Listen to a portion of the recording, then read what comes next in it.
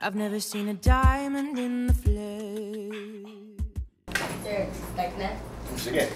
Despite the urbanization and modernization the Philippines is going through, poverty is still rampant. How do you think the government should respond to the rising frustration of the Filipino people due to poverty? Actually, urbanization is not necessarily a trend towards urbanization. Does not really help in terms of the poverty alleviation. Dahil pag yung mga nasa probinsya, akala nila kung walang trabaho sa probinsya, pupunta sila sa city, magkakaroon ng trabaho. Pero that's not necessarily the case. Ang problema kasi, marami tayong naririnig na unang-una, sa 2013, ang naging remittances ng ating OFW is $22 billion. I think we're number 3 na yata sa buong mundo in terms of overseas workers remittances. So, umaasa na lang tayo dun.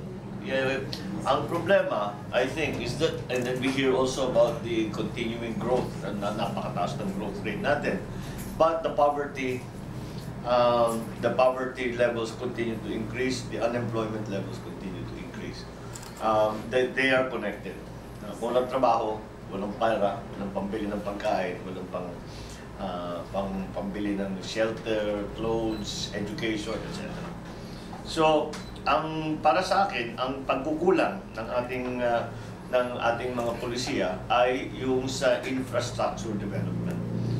Dahil kulang na tayo sa maraming bagay. Pag pinag-usapan natin, kadalasan pag napapag-usapan ng infrastructure, ang iniisip ng tao, kalsada, tulay. But you also have to think about things like communications. You have to think about things like power generation. Balitang-balita yung mga brownout sa Mindanao. But that's not news. That has been going on for close to 10 years already, and we haven't done anything about it. Marami tayong naririnig ng mga project na gagawin daw, pero hanggang ngayon wala pa tayong nakikita, and that is a very major problem.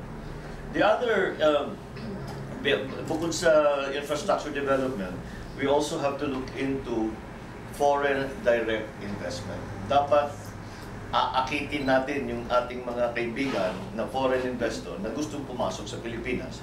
At sinasabi nila na may mga problema sa struktura ng financial structure ng ekonomiya natin. At kailangan natin ayusin yun. That one of those things is that, again, balik na naman tayo doon sa power.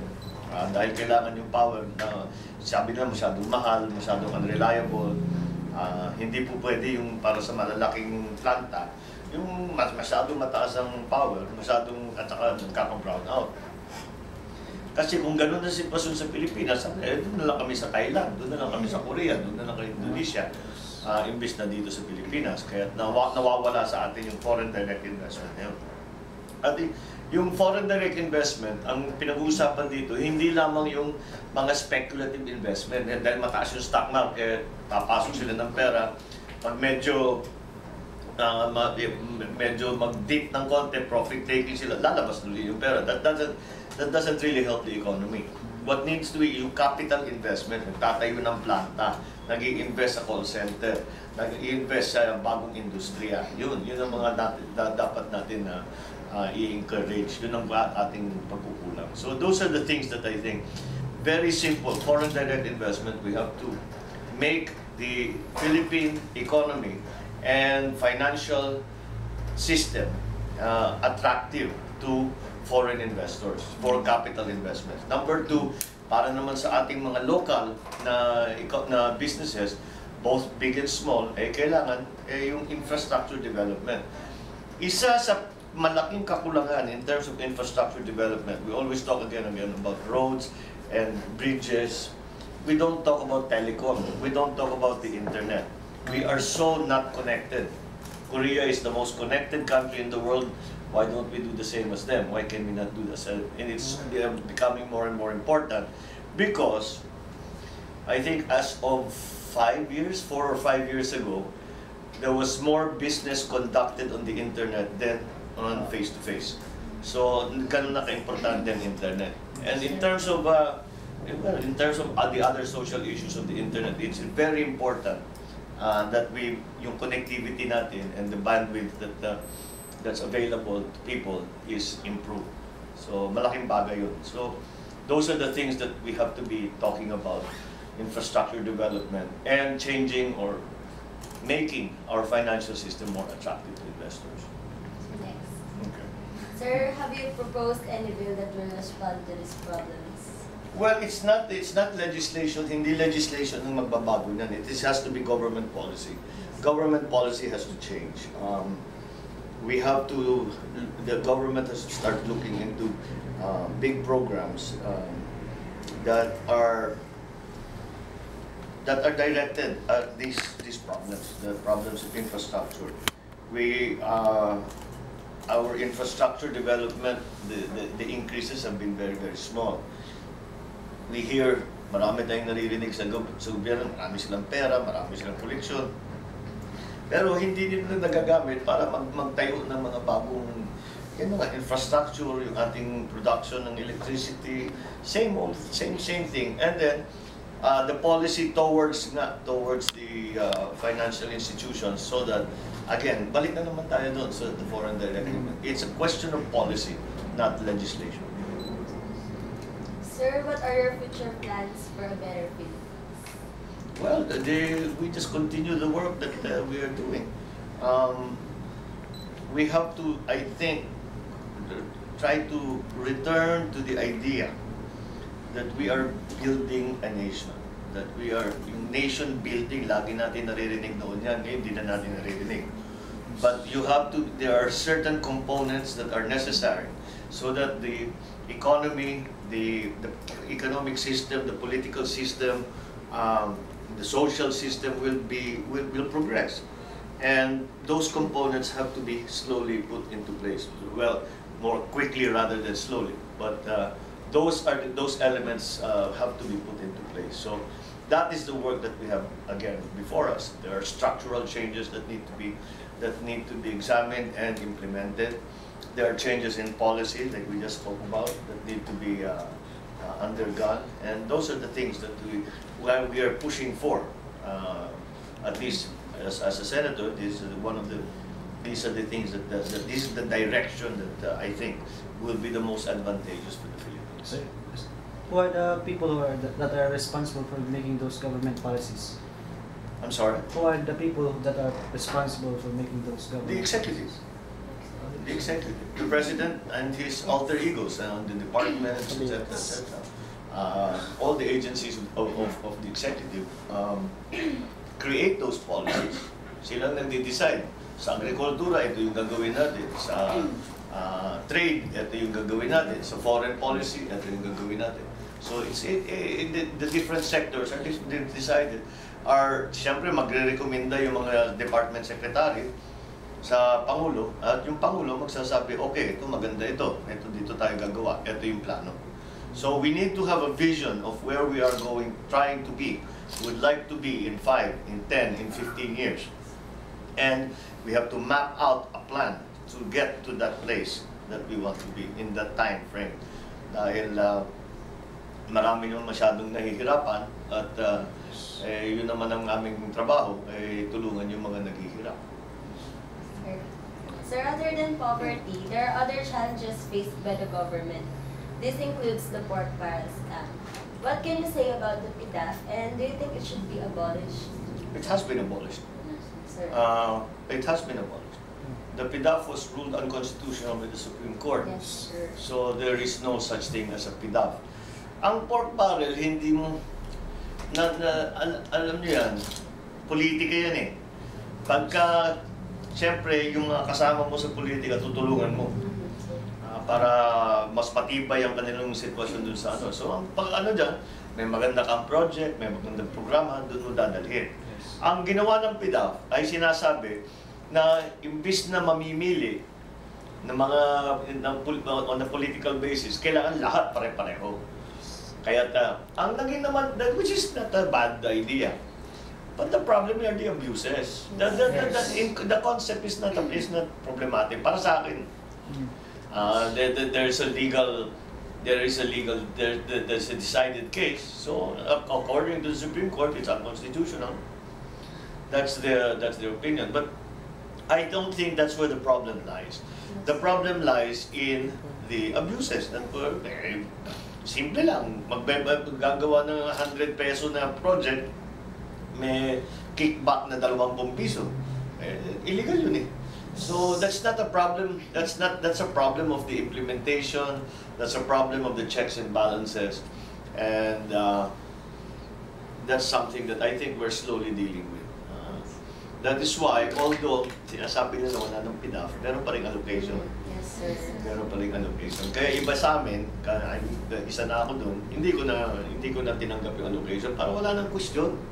Mahirap maging senador. Kine-question ka lagi. Bako naman, may kapig ka dyan. Baka meron kang ano dito. Para wala na yung gusto na yun. Yung iba sa amin, sabi na, sige, huwag na namin, we'll do it some other way. Which is not easy dahil talagang maraming lumalapit yung mga scholar na malapit na magtapos. Bigla na lang mabibitin yung kanilang pag-aaral. Tapos yung mga medical assistants, yung mga gano'n. Yun medyo nakakaawa yun dahil maraming lumalapit pa rin hanggang ngayon. At maliit lang naman ang pangangailangan. They need 10,000 pesos for medicine, maliit na bagay, binubuhay mo yung taong yun. Yes, sir. So, we are trying to always find, ngayon, we have to be more imaginative and more creative. Siguro, mas magiging malapit ang tulungan ng legislator at saka ng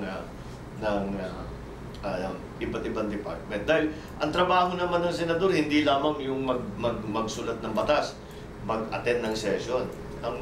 Siyempre lahat, kahit pa paano, linalapitan kami ng kung sino-sino at humihingi ng tulong in different ways. Okay na sa akin yung sinasabi yung sa public works, yung gano'n na nagkakaproblema talaga, di tanggalin natin lahat yun. Pero yung lang dalawa, yung sa scholars at saka yung sa medical assistants, yun sana mahanapan natin ng bagong paraan para makatulong pa rin kami. Do you have any questions? Sir, are you receiving the PDAF part of it or? Hindi, pinatanggal ko na. Sabi ko, well, there's no more PDAF. Yes, sir. Yes. But there is still the allocation. There is still the allocation. Yung allocation na yun, yung ibang congressman tinanggap, yung ibang senador ginamit nila. Pero in my case, hindi ko na pinatanggal ko na sa national budget. Yung 200 million allocation ng senador. Kada senator po yun, 200 million. 200 million. For a year. This year. Sir, if the PDAF remained, how should it be handled to prevent anomalies? Like any other government project. Yes, sir. Nandyan naman lahat ng mga yung mga reporting sa COA, yung mga checks and balances, yung liquidation, yung inspection na talagang may project, all of those things na that really should have been done before, but we're not done. At dahil nga napasukan ng mga sindikato and ginamit-gamit ng yung ibang legislator, yung ibang agencies of government, dapat lang sundan yung batas. Simple lang naman yan eh. Wala naman silang kailangan gawin bago eh. Sundan lang nila yung batas. Sundan nila yung mga rules and regulations, yung mga accounting procedures na walang problema. Kung walang problema doon sa mga bagay na yan, hindi magkakaproblema yung pinag-. Sir, regarding the ASEAN goal of becoming a single community, do you think the Philippines is ready for the ASEAN? No. Or how they say so? Because we have done nothing. Yeah, sir. We have done nothing to prepare for 2016 and the implementation of the AFTA agreement. Wala pa tayong ginagawa. Now, people have to understand that the ASEAN will become one big market. So, yung mga rice producer natin, pag isang oras ako magsasalita na doon on that subject, yung mga rice producer natin, hindi natin sila tinulungan na para yung kanilang production cost ay bumaba, para yung hindi bali ng rice, agricultural. lahat ng agricultural producers natin makikipagkompetensya ngayon sa Thailand, sa Malaysia, Indonesia, lahat. Sa ngayon, pinakamataas pa rin ang ating cost of production Yes, ng sir. ating mga ng infrastructure, ng agriculture. Ngayon, ang nakita ko in one of my hearings sa Public Works is that ang budget for the repair and rehabilitation of irrigation ay tinanggal. Nabawasan. Imbis na 4.3 billion ang binigay, tinanggalan ng 4 billion. Paano ngayon magiging competitive yung ating mga farmer kung yung patubig nila ay dahan-dahan nasisira? Ang irrigation natin, for example, the irrigation systems in 1986 was more extensive than the irrigation system is now, 28 years later, dahil pinabayaan. So that's one. That's just one element. Even our industries, wala tayong ginagawa. Like for example, pinaglagi natin pinagmamalaki one of the export industries, yung semiconductors. Isipin mo, katapat mo ngayon yung Korea. They will sasapawan tayo ng mga yan. And again, their cost of production is lower because the cost of power is lower, the reliability is lower, the systems are better, the financial systems are better. And I'm afraid that this lack of preparation is not only in the public sector, it is also in the private sector. Ang mga negosyante, wala rin silang ginagawa para paghandaan yung AFTA. And malaking problema yan. It will become a very, very difficult problem because it's competition. Hindi na natin pwedeng proteksyonan yung ating mga industriya. Hindi na natin pwedeng proteksyonan ang ating mga farmers. Kailangan maaari natin silang tulungan. In terms of, again, balik tayo, infrastructure.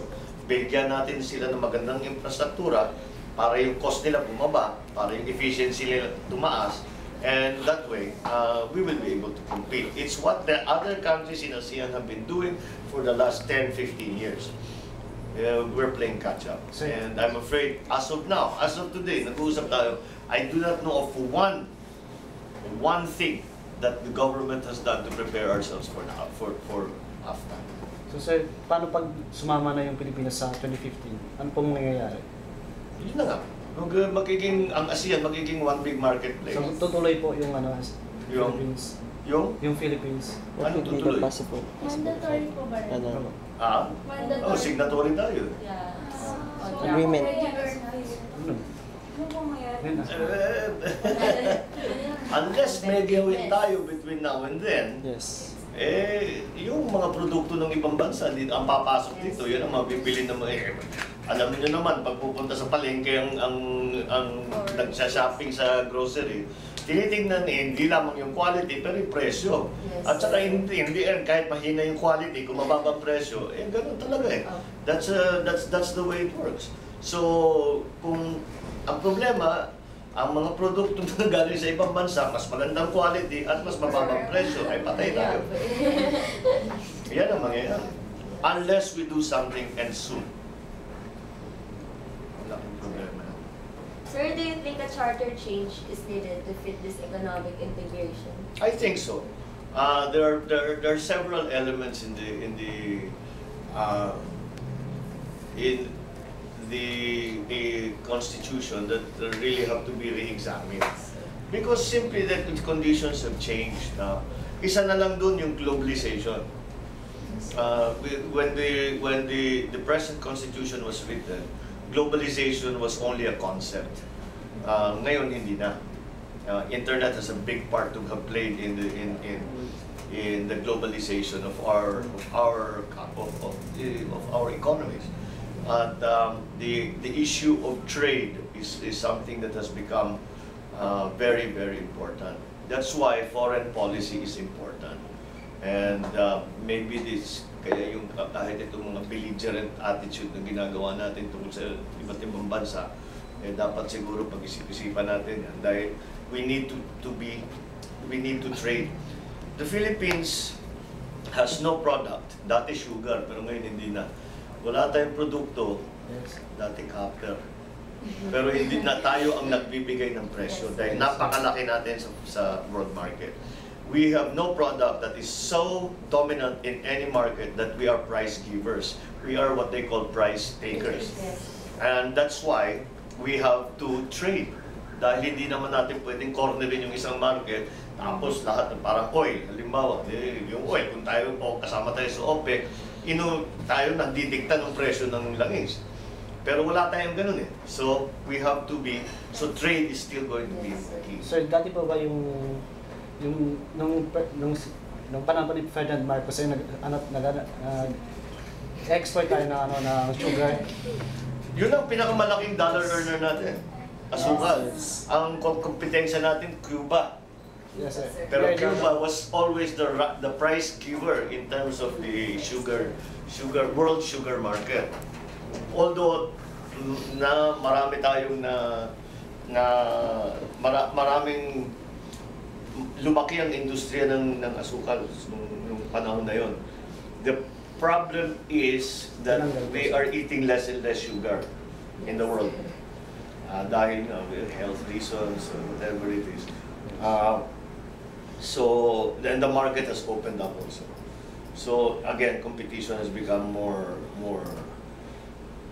aggressive. Your father is known to have done greater things for our country than any other presidents combined. What can you say about the ignorance of this generation about his legacy, and how can it change the wrong perception of the people about him? Well, we shouldn't indulge in revisionism.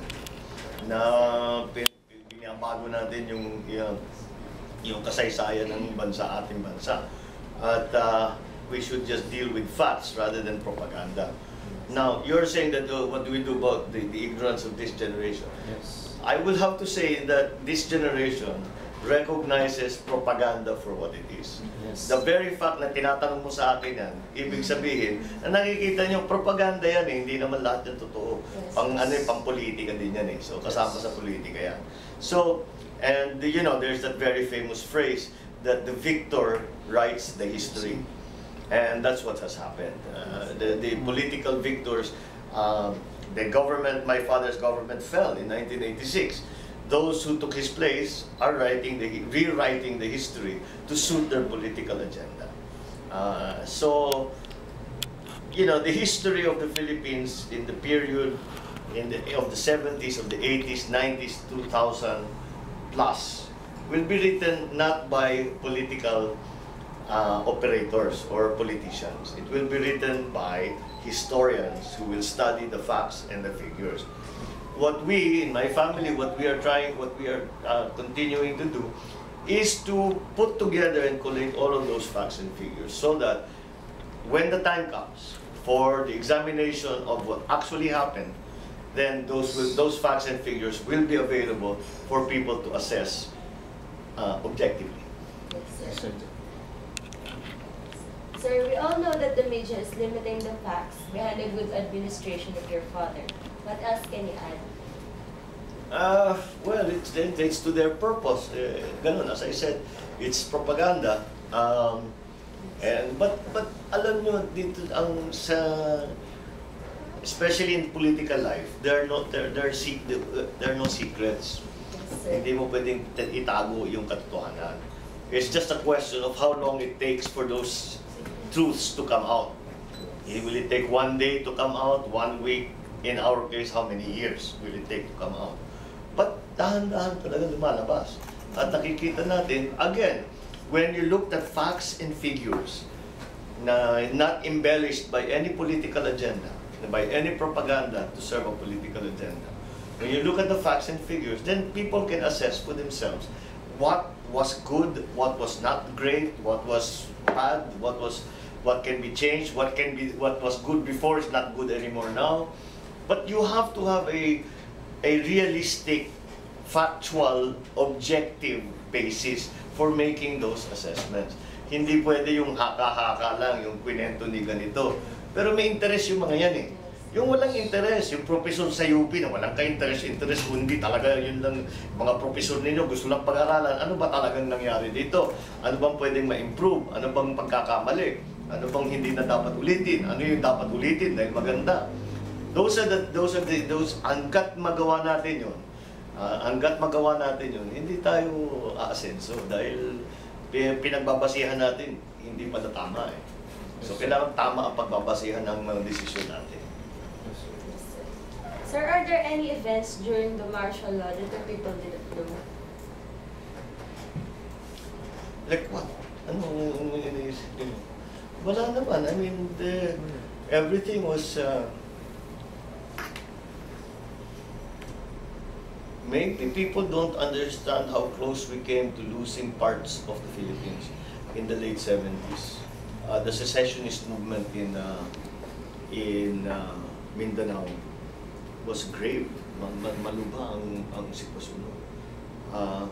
And it was not something that was covered up, but because nangyayari sa malayo sa Mindanao, so yung tao hindi masyadong nalalaman.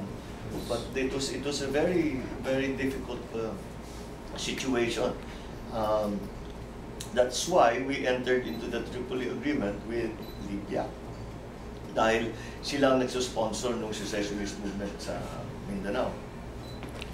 And that was the first step na maayos yung problema. So, maybe most people don't realize how desperate and how serious the situation was in terms of the secessionist movement. What else na hindi alam? Kasi lahat ng programa ng government, pang grassroots eh, so kailangan ikakanan nyo talaga. Like there's the new agricultural policy, Sagana 99, there's this new policy on housing. We have to tell everyone para hindi mo ma-implement, hindi alam ng tao yung nangyayari, kung ano naging bagong policy of government. What events happened in martial law that people don't know about? A lot of the infrastructure development that took place, people don't know about. People still don't know that we have submarine cables sa dagat for power to the different islands. People don't know about that, and nothing like that has been done since. Maraming mga ganun na, which is just the quiet work, the quiet work of government. Again, yung pinag-uusapan na nation building, these are the elements that you have to put together para maging masigla ang ating ekonomiya, para naman safe ang Pilipinas at respetado tayo ng mundo. Sir, do you have any plans on running for the presidential position this 2016 election? Ako, wala akong pinaplano, but maraming tao nagpaplano para sa akin. Yes.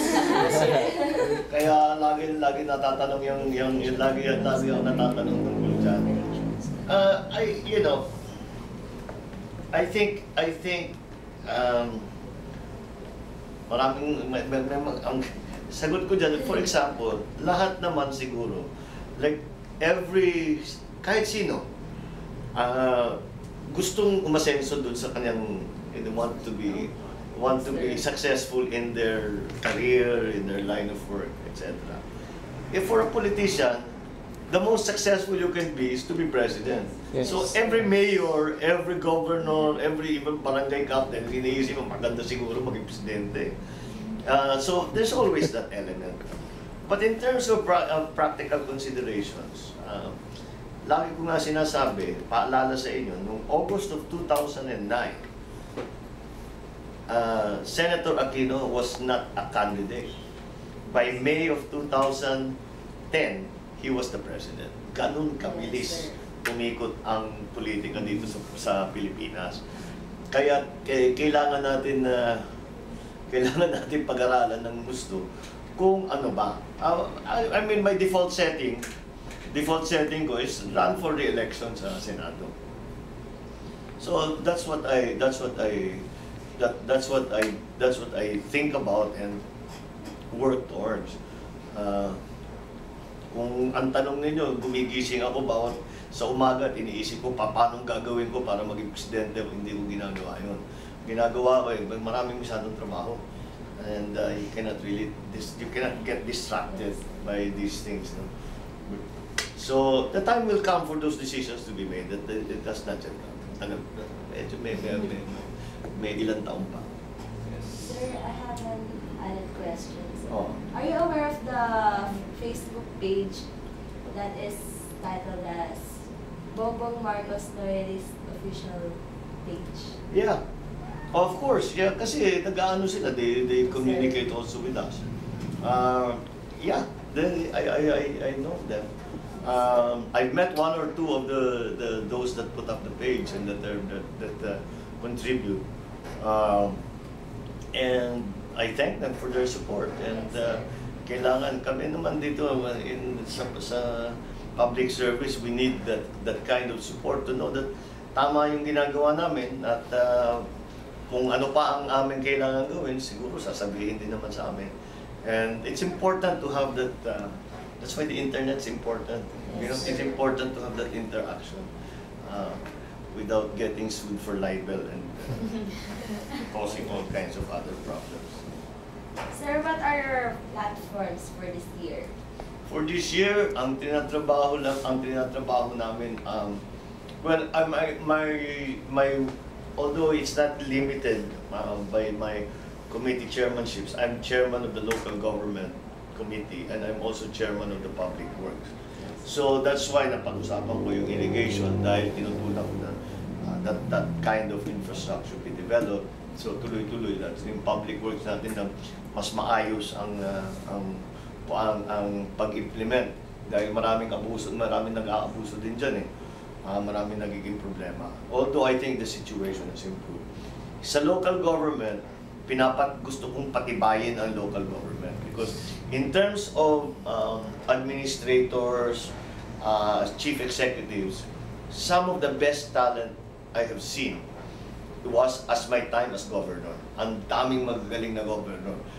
Hindi ka pwedeng maging successful na governor kung hindi ka talaga magaling. Kasi hindi mo pwede madaan sa bola eh. Hindi, kailangan inaantay ng tao, sige, sinabi mo yan ang gagawin mo, tingnan nga natin. Kung nagawa mo o hindi, hindi pwede, hindi madadaan sa PR, hindi madadaan sa propaganda. Titignan ng tao, yung sinabi mong gagawin mo, nagawa mo ba o hindi. Ngayon, may problema ako, naayos mo ba o hindi. Simple lang eh. Because nasa grassroots ka eh. At saka, kausap mo, hindi politiko, kausap mo pangkaraniwan na tao. So I have seen some of the best talent in government. There's a great deal of talent also in the executive departments, mga departments natin. But some of the best talent I've seen in government are in the mayors and in the governors that are serving now. Lalo na yung mga matitinding pangalan na nakikita mo dun sa area nila, talagang sila pa rin ang kinahahangaan as public servants. So we have to tap into that. Kailangan natin gamitin yung talent na yun. And that's why we are now examining the local government code and slowly meron na kami mga amendments na ginawa para patibayin uli yun at bigyan ng karagdagang kakayahan ang local government. Dahil ang tendency natin ngayon ay national government lahat ang gagawa. At sa tingin ko, hindi tama yun. At kuminsan nga lagi ko sinasabi, sa Senado, may mga proposal na ganitong gagawin, itong bagong sistema, new policy, whatever. At sa papel, pag binasa mo, maganda nga ito. Pero ako may experience ako sa local government, sasabihin, hindi ubra yan. It's not going to work. And why won't it work? I will explain to you why it won't work. Because this is not going to happen. Hindi mangyayari. They do not have the capability. They do not have the funding, etc., etc. So those are the things that we have to bring the government closer to the grassroots. Masyado nang kuminsan we are thinking too much about yung homogenizing na pare-pareho. Hindi naman pare-pareho yung lahat ng probinsya, hindi naman pare-pareho ang bawat bayan eh. Lahat yan iba-ibang problema. Lahat yan iba-ibang solusyon. So we have to give that kind of decision-making back to the local government. And pagka meron silang policy, dapat i-implement sa national level. That's why it's important that we give a better voice to the local government. Part of that is what we are doing now is structuring the SK. Malaking bagay yun because para sa akin, Merong nagsasabi abolition, pero hindi ako papayag. It cannot be. First of all, it's unconstitutional. Nakalagay sa constitution na may representation ang kabataan. And right now, but the SK, tama nga na, maraming criticism yung SK, pero di ayusin natin. Huwag natin sasabihin, tapos sisisihin mo yung mga bata, kung ano yung mga pagkakamali ng mga bata, tinuro lang ng mga matatanda yan. Hindi naman nila kasalanan. So change the system, change the structure, give the kids an opportunity because dalawang pangangailangan natin sa mga kabataan. That's what the society needs from its youth. One, we need to have representatives of the youth because the youth have a very specific set of issues. Yung mga iniisip ninyo, hindi iniisip ng ibang tao yan, kundi mga estudyante rin. Diba? For example, all students, you're always thinking about your curriculum, you're thinking about the matriculasyon, you're thinking about the cost that your parents are thinking about the cost. Ngayon, pinag-uusapan yung K+12, tapos pinag-uusapan yung pagpalit ng semester, pag-umpisa ng September. All of those things, those are issues that although they are important to the rest of us, they are central to your lives, kayong mga bata. Secondly, we will not be in government forever. You have to come and take over at some point. Kailangan simulan na ninyo, mag-training na kayo, tignan ninyo how government works, what government is good at, what government can do, what government is bad at, and what government cannot do. So that you understand how to solve problems. Kaya naman ang trabaho ng dito mga we're basically administering the republic. And that's what we need to do. We have to sometimes not only present problems, but we have to foresee future problems and try and find a solution before the problems arise. So you have to learn kids have to learn how to do that. It's not something that you're born with. It's a continuing process of learning. I learn more things now than when I was in school. I am learning. The rate of learning that I go to now is much higher than what I did in school. Dahil ang dami kong kailangan matutunan, ang daming iba't ibang issues, hindi mo naman pwedeng bigyan ng solusyon kung hindi mo maintindihan yung problema. And to understand the problem, you have to have a certain set of facts and stock knowledge na at least nanawaan mo yung sektor, alam mo yung mga personalities involved, alam mo yung how it interacts with the government system, all of those things. Those things have to be learned. And the best way to learn them is not in the classroom, although that's useful, it is really hands-on experience. And that's what we are trying to change. We're trying to change the system of the SK or the youth in representation so that it includes not only the SK, kasi kung titignan ninyo, SK, ano lang yan political sector lang yan Paano yung mga iba? Ilan sa inyo ang bumoto sa last SK election? Kita mo? Oh, that's right. So all of you are not part of the SK because you're in school malayo kayo hindi nyo pwedeng hindi naman kayo uuwi. That's why we have tried to include all the other youth sectors na hindi necessarily, pati yung mga out of school, kailangan kasama yan because they also have a very specific set of issues that need to be dealt with. So, kung sumasang-ayon tayo kay Rizal na kayo ang pag-asa ng bansa, kailangan turuan na kayo. You have to train, you have to start the process of understanding of how we can make government work for people, how we can use government not for politics but for service. That's the key. For service, for nation building. Balikan nga natin yung tema na yun, nation building. It's something we seem to have forgotten. It's something that we should return to, and the young people should be at the forefront of that. Sir, for our final question, do you have any message to the people who still believe in your family? Well, again, we thank you for your support, and we always remember that all of that, my family exists for the sole purpose of public service. Kahit papano dyan na kami napunta, dyan kami nanggaling, kung ano man ang meron kami ay dahil sa naging serbisyo namin sa taong bayan. Kaya yan lagi ay aming ipagpapatuloy. Okay? Sir. Alright. Maraming Heroes, it don't run in our blood. This kind of love's just ain't for us. We crave a different kind of buzz. Let me be your ruler.